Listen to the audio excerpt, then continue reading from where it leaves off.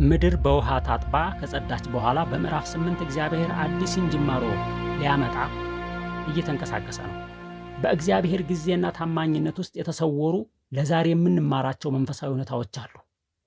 ሰላም የተወደዳቸው እግዚአብሔር ቤተሰቦች፣ ከቁጥር 1 እስከ 19 እግዚአብሔር ኖህንና በመርከቤቱ ውስጥ ያሉትን ሁሉ እንዳሰበ፣ ምድሪቱ እንደደረቀችና አዲስ ጅማሮ እንደሆነ ይነግረናል። ይህ ከእግዚአብሔር ፍቅርና ርኅራኄ የተነሳ የሚደረግ እንክብካቤና ጥበቃን የሚያመለክት ቃል ነው። እግዚአብሔር በምዕራፍ 6 ቁጥር 18 ላይ ለገባው ቃል ኪዳን ታማኝነቱን እያሳየ ነው። በግብፅ የእስራኤላውያንን የለቅሶ ድምፅ ሲሰማ እግዚአብሔር ኪዳኑን አሰበ። እርሱ ፍጥረቱን እስከ መጨረሻ አያጠፋውም።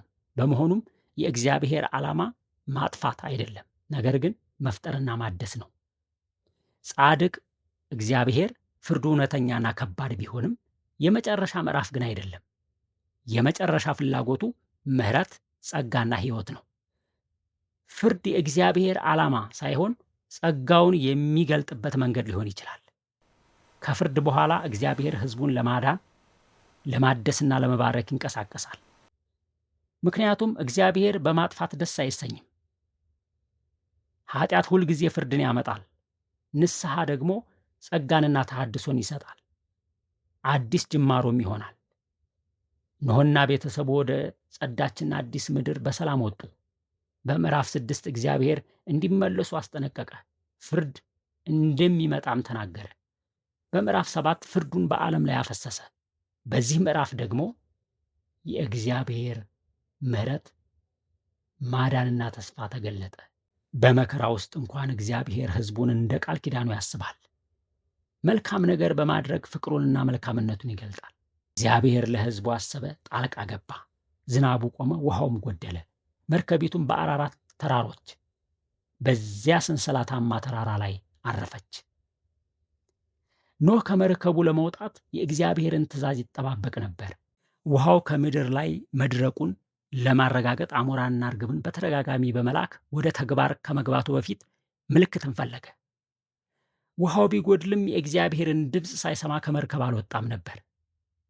ኖህና ቤተሰቡ በመርከቡ ውስጥ ለረጅም ጊዜ ከ1 ዓመት በላይ ቆይተዋል። ይህን ያህል ጊዜ በመርከብ ውስጥ መቆየት እምነትንና ትዕግስትን ይጠይቃል። ታምር ነው። መጽሐፍ ቅዱስ በዕብራውያን ምዕራፍ 6 ከቁጥር 11 በእምነትና በትዕግስት የተስፋውን ቃል እንደምንወርስ ይነግረናል። መታዘዝ የሆነ ነገርን ለማድረግ መንቀሳቀስ ብቻ አይደለም፣ እግዚአብሔርን በጸጥታ መጠበቅም እንጂ። መንፈሳዊ ብስለት በመከራ ውስጥ በትዕግስት መጠበቅን፣ ጥንቃቄንና ማስተዋልን እንዲሁም በእግዚአብሔር ድምፅ መመራትን ያካትታል። እርሱ በመከራ ውስጥ የሚያጸናን አምላክ ነው። እግዚአብሔር ውሃው እንዲደርቅ በማድረግ ምድሪቱን አደሰ። እንደገና በምድር ላይ ሕይወትን ለማስቀጠል ይህን አደረገ። በእግዚአብሔር ጊዜ ኖህና ቤተሰቡ እንስሳቱም ከመርከብ ወጡ። ይህ የእግዚአብሔርን ታማኝነት እንዲሁም የሰውን መታዘዝ የሚያመለክት አዲስ ጅማሮ ነው። ወደ እግዚአብሔር ዕቅድ መቅረብን ያሳያል። በምዕራፍ 7 ወደ መርከብ ግባ ካለው በኋላ ይህን ሁሉ አስፈሪ የመከራ ጊዜ እግዚአብሔር ምንም አልተናገረም ነበር። አሁን ደግሞ ከመርከቡ ውጡ በማለት ትእዛዝ ሲሰጥ እንመለከታለን። እግዚአብሔር ዝም ያለ የረሳንና የጣለን ቢመስለን እንኳን እርሱ ለገባው ቃል ታማኝ ነው። አሰበ ማለት መርሳት ከዚያ ደግሞ ማስታወስ ማለት ሳይሆን በኪዳኑ መሰረት በተግባር መስራትን የሚያመለክት ነው። እግዚአብሔር ተናጋሪ ብቻ አይደለም፣ ተስፋን የሚሰጥ አምላክ ብቻ አይደለም፣ ደግሞ የሚፈጽም የሚሰራ አምላክ ነው። የተናገረውን ቃል አካል የሚያስይዝ አምላክ ነው። ከቁጥር 20 እስከ 22 የኖህን መሰዊያና የእግዚአብሔርን ቃል ኪዳን ያስረዳል። ኖህ ከመርከብ ከወጣ በኋላ ያደረገው የመጀመሪያ ነገር መሰዊያ መስራትና እግዚአብሔርን ማምለክ ነበር። ከመከራው በኋላ አዲስ ጅማሮን ለመጀመር በአምልኮ ምስጋና ወደ እግዚአብሔር ቀረበ። ከመንፈሳዊ ድል በኋላ እግዚአብሔርን በተግባር አመሰገነ። እግዚአብሔር በሥራው ሁሉ ትክክል ነው። እርሱ ጻድቅ አምላክ ነው። ኖህ ከንጹሕ እንስሳ የሚቃጠል መሥዋዕትን አቀረበ። ንጹሕ እንስሳ የሚለው ቃል ለመጀመሪያ ጊዜ የተጠቀሰው በምዕራፍ 7 ቁጥር 2 ላይ ነው። በዚህ ስፍራ የቀረበው መሥዋዕት በሙሴ ለቀረበው የመሥዋዕት ሕግ እንደ መሠረት የሚያገለግል ነው። እግዚአብሔር ስጦታውን አሸተተው፣ በልቡም ዳግመኛ ምድርን አላጠፋም፣ በምድር ዘመን ሁሉ የሚቋረጥ ነገር እንደማይኖር ተናገረ። ለዘላለም የጸና የተፈጥሮ ሥርዓት እንደሚኖር አረጋገጠለት። የእግዚአብሔር ታማኝነት ለሰው ልጆች ብቻ ሳይሆን ለተፈጥሮ ሥርዓት ጭምር ነው። አሸተተው የሚለው ቃል እግዚአብሔር አምልኳችንን እንደሚቀበለውና በስጦታችን ምን ያህል እንደሚደሰት የሚያመለክት ምሳሌያዊ አገላለጽ ነው። ጻድቁ ኖኅና ቤተሰቡ ከጥፋት ውሃ ቢተርፍም እነርሱም የአዳም ዘር በመሆናቸው ኃጢአትን በልባቸው ይዘዋል። ሆኖም እግዚአብሔር ከምሕረቱ የተነሳ እንዲህ ያለውን አስከፊ የጥፋት ውሃ ዳግመኛ በሰው ኃጢአት ምክንያት እንደማያመጣ ቃል ገባ። ከታናሽነቱ ጀምሮ የሚለው ሐረግ በምዕራፍ 6 ቁጥር 5 ላይ ሁልጊዜ ከሚለው ቃል ጋር በተለዋዋጭነት የሚያገለግል ሲሆን ኃጢአት ከማኅፀን ጀምሮ የአዳምን ልጆች ሕይወት የሚበክል መሆኑን ያመለክታል። ሰው የሚወለደው የወደቀና የተበላሸ ማንነት ይዞ ነው። ቅዱስ አውግስቲን ማንኛውም ሰው ኃጢአተኛና የወደቀ ባህሪ ይዞ ይወለዳል ይላሉ።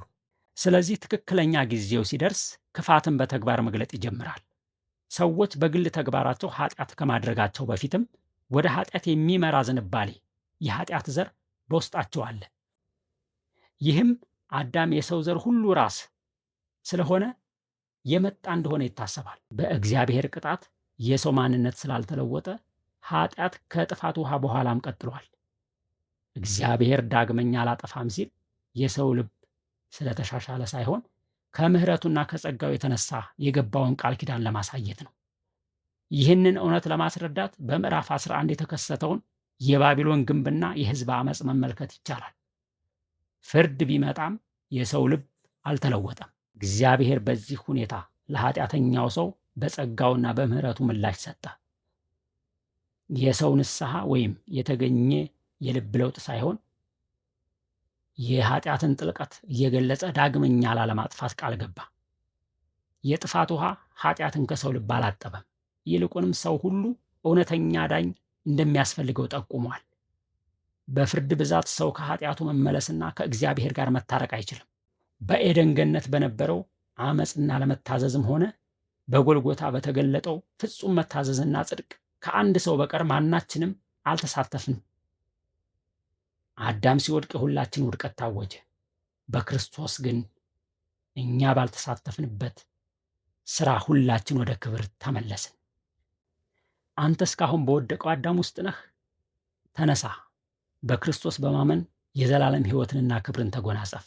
በዘፍጥረት ምዕራፍ 8 እግዚአብሔር ኖኅንና በመርከብ ውስጥ ያሉትን ሁሉ እንዳሰበ ውሃውም ከምድር እንደተወገደ በመጨረሻ መርከቡ በአራራት ተራሮች ላይ እንዳረፈ ይናገራል። ኖኅ፣ ቤተሰቡ እና እንስሳቱ ሁሉ ከመርከቡ እንደወጡ ኖኅ መሠዊያን ሰርቶ ለእግዚአብሔር መሥዋዕት እንዳቀረበ እግዚአብሔርም ስጦታውን በደስታ እንደተቀበለ እንደገና በሰው ኃጢአት ምድርን አላጠፋም ብሎ ቃል ኪዳን እንደገባ ይናገራል። ይህ ምዕራፍ የእግዚአብሔርን ታማኝነት፣ ምሕረትና የኪዳን ግንኙነት ይገልጣል። ትረካው ከፍርድ ወደ ደህንነት ታሪክ ይሸጋገራል። ለሕዝቡ የሕይወት ቀጣይነትና የተስፋ ማረጋገጫ ይሰጣል። የኖኅ መሥዋዕት የክርስቶስን መሥዋዕትነት ያመለክታል። ከመዳን በኋላ የምስጋናንና የአምልኮን መንፈስ ያሳያል። የዛሬውን ጥናታችንን በዚህ ጨርሰናል። ስለተከታተላችሁ ጌታ ይባርካችሁ። መልካም ቀን